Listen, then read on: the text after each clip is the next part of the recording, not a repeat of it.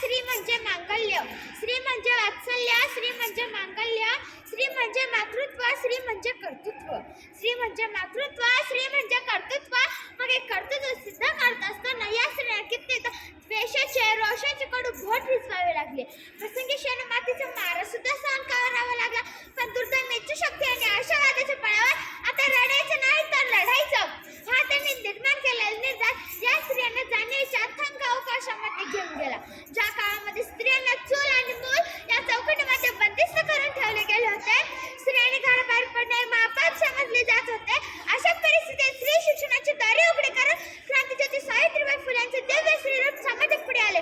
आणि याच क्रांतीज्योती सावित्रीबाई फुल्यांची वेशभूषा मी समीक्षा रमेश आपण जिल्हा परिषद प्राथमिक शाळा रांजणखोरची 6वीची विद्यार्थीनी आपल्या समोर सादर करणार आहे. चला तर मग पाहूया. कुणी म्हणा जीव, कुणी म्हणा काऊ, मी तर आहे नायगावची साऊ. तुम्ही मला ओळखलं का? मी सावित्रीबाई बरं. मी मुलींची पहिली शाळा काढली. कसं मुलींनी शिकलं पाहिजे, कसं मुलींनी शिकलं पाहिजे म्हणजे आपल्याला कधी मूर्ख बनवणार नाही. मुली शिकल्या म्हणजे घराला शानपण येईल. म्हणतात ना, जिच्या हाती पाण्याची दोरी ती जगाला उद्धारी. याही पुढे जाऊन मी म्हणेन की जिच्या हाती शिक्षणाची दोरी ती जगाला उद्धारी. हे सुद्धा करून दाखवणारी मी भारतातली पहिली स्त्री शिक्षिका सावित्रीबाई फुले होय. मी सावित्रीबाई फुले. शेठजीने मला शिकवलं. लिहिताना वाचताना अर्थ होताना माझ्या हाताला आधार दिला आणि शेठजीमुळे माझा चढताना राहतले मजबूत झाला. बघा शेठची सव लिहायला वाचायला लागली आणि तो सोन्याचा दिवस उजाडला.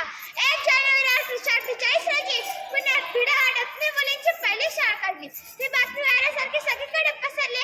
लोक अधर्म झाला, अधर्म झाला, अधर्म झाला असे आरडाओरडा करू लागले.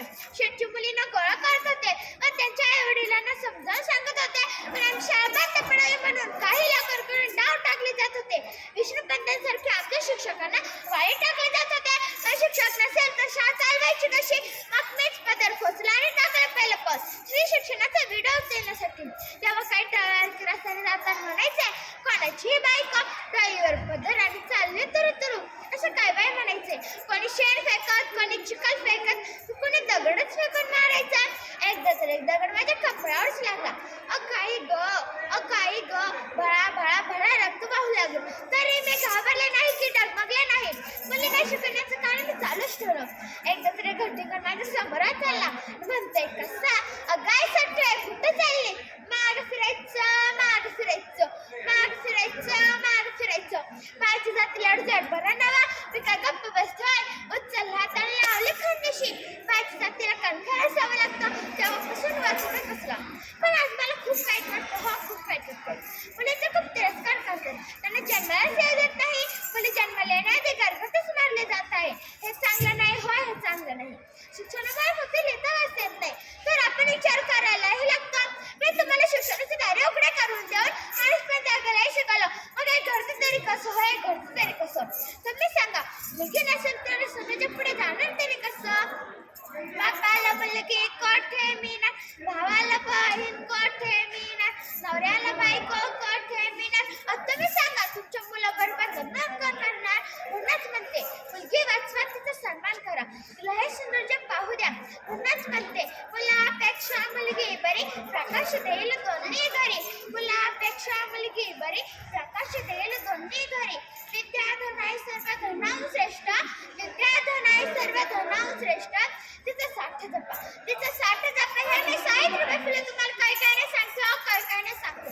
दान नाही की भीक नाही, दान नाही की भीक नाही. 33 कोटी देवतांचा आशीर्वाद नाही, 33 कोटी देवतांचा आशीर्वाद नाही. त्यासाठी जातीधर्माच्या भिंतीला हादरीतून त्यांना बाहेर काढा. शिरायची तलवार जरी हाती नसली तर सावित्रीचा मेंदून नक्कीच डोक्यात ठणकावून सांगा. हे कदाचित मी तुम्हाला सांगितले नसते. पण तुम्ही माझ्या विचारांचे फोटो प्रेम केले. तुम्ही जेव्हा मला देवी बनवून माझ्या फोटोमध्ये प्रेम केले आणि जमेल तेव्हा जमेल तसे माझं कौतुक करता. आता मला खूप वाईट वाटतं. खूप वाईट वाटतं. बघा सगळ्या गोष्टी कशा बेईमान झाल्या. कुऱ्हाडचा दांडा गोताच काळ, कुऱ्हाडचा दांडा गोताच काळ या माझा वर्ष सांगतात. आज त्याच बेईमान झाल्या. याचा मी विचार देखील केला नव्हता. विचार देखील केला नव्हता. एकेकाळी नवीन जगासाठी मी शेणास असले होते. मित्रांनो, मी मुलींना शिक्षणाची दारे उघडे करून देऊन स्वतःच्या पायावर राहण्याची शक्ती दिली. बघा आज मुलगी डॉक्टर, इंजिनियर,